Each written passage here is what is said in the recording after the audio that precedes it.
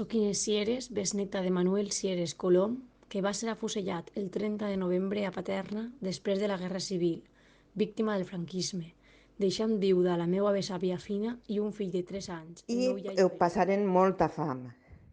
Ma abuela se dedica a netejar cases, qui la deixava netejar cases, perquè com era roja, en moltes cases no la deixaven netejar. De castig, a netejar el quartel de la Guàrdia Civil de anul·lat el Torrent. divorci i el posterior matrimoni.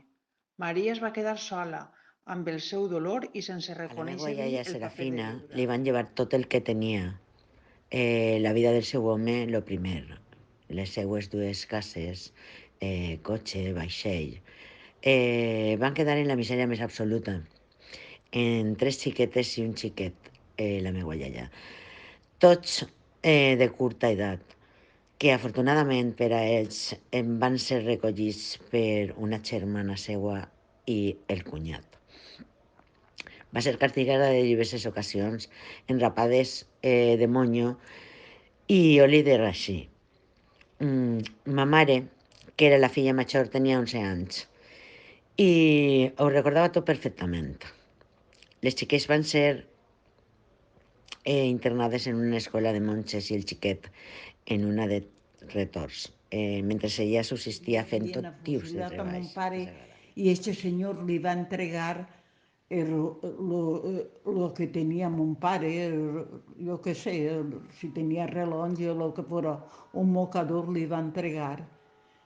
I és l'única volta que he vist plorar a ma mare, per això me se va quedar gravat.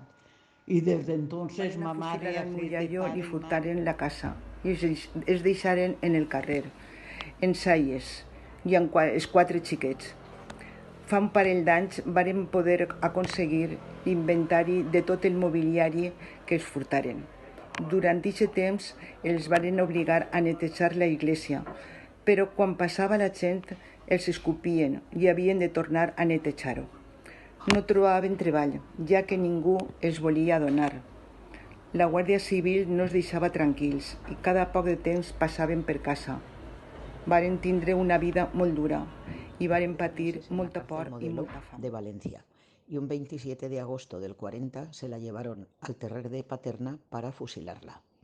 Según sabemos, iba llorando y diciendo que tenía 6 hijos. Cuando se la llevaron detenida, los hijos los llevaron a la beneficencia, menos mi tía, que fue a un convento de monjas. Mi padre, con 17 años, sale de la beneficencia.